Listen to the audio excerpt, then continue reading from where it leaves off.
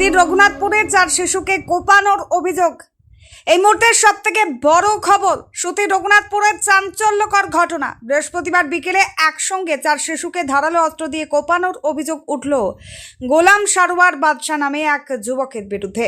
আহত 4 শিশুকে গুরুতর অবস্থায় জঙ্গিপুর হাসপাতালে নিয়ে যাওয়া হয়েছে বলেই জানা যাচ্ছে।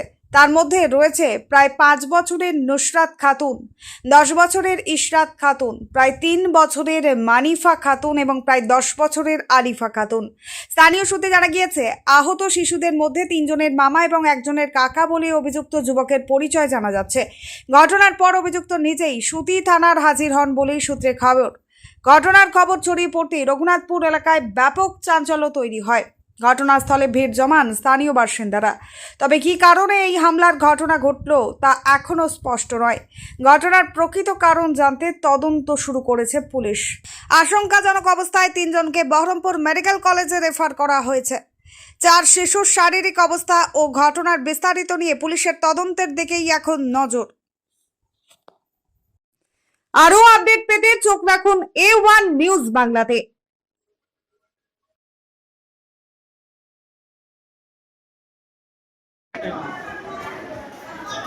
এখন কি অবস্থায় রয়েছে? এখন সিরিয়াস কন্ডিশন বহরমপুরে রেফার দিল। তাদের বাড়ি কোথায়? হ্যাঁ, যারা আহত আছে তাদের বাড়ি? রঘুনাথপুর গ্রামে। যে কেটেছে তার বাড়ি কোথায়? হ্যাঁ, যে কেটেছে তার বাড়ি ছেলেটা ওদের বাড়ি রঘুনাথপুরে।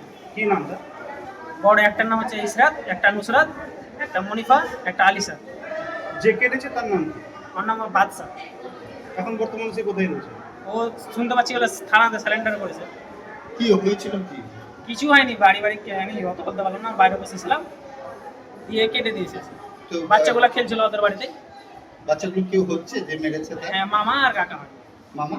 মামা হয় বাচ্চাগুলো, মানে দুজনের মামা হয় আর একজনের মনে হয় কাকা হয়। 3 জনের মামা আর একজনের কাকা হয়। এখন কি অবস্থায় রয়েছে? বাচ্চাগুলো বয়স কত কত? 12, 10 আর একটা হবে 7 আর একটা 3। কি কারণ কিছু বুঝতে পারলেন? কারণ কিছু বুঝতে পারা যায় না। বাচ্চাগুলোর নাম কি কি? একটা হচ্ছে আলিসা, ইসরাত, নুসরাত আর মনিফা। বয়স?